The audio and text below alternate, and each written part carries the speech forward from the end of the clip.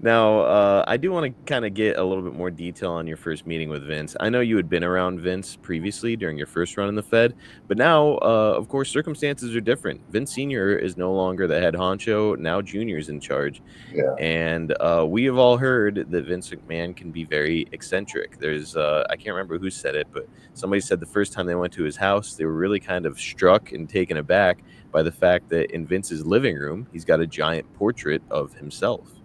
Like this is an eccentric dude. What were your impressions of him as a man the first time that you're having a meeting with him as the head honcho?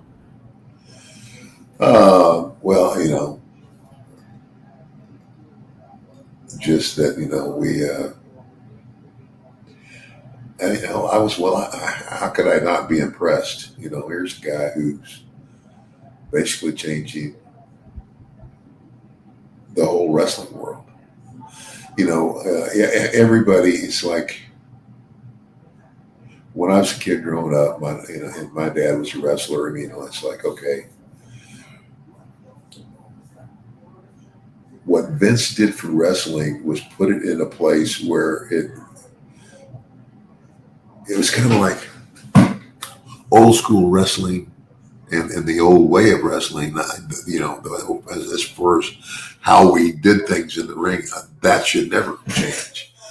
But the exposure that Vince gave to wrestling, we used to be. It was kind of like you think about pro wrestling, and it's like, yeah, it's like, yeah, when the circus comes to town, you're gonna go see the wrestling matches or the regional territory shows and stuff like that.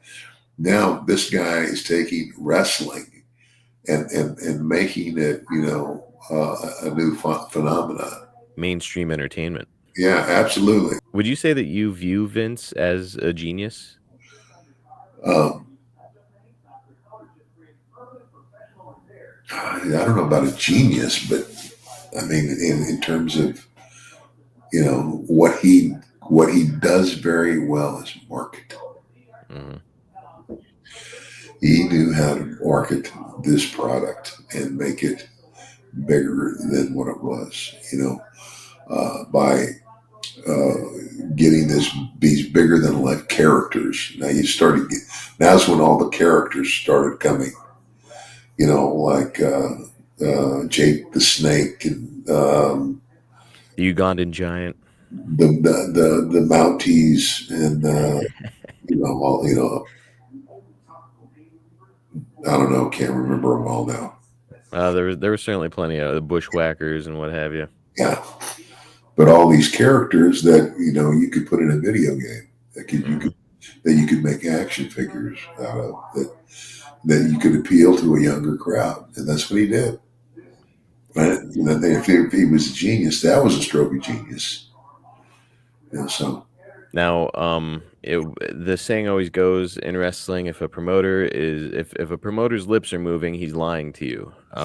So I say that to ask, Ted, right out of the gate, did you feel like Vince McMahon was a man that you could put your trust and faith into? well, as much as anybody, right? Hmm. It's like it's kind of like here's a guy who is basically taking over the world that I knew, the wrestling world. He's basically moved in and taken it over, and who's going to challenge him? Yeah. Nobody. And it had to feel good, you just kind of painted the picture. This is a man that's taking over the industry that you have made your entire living in. It had to feel good to have that guy, Caesar, as everybody calls him, put all of his faith into you, right? Yeah,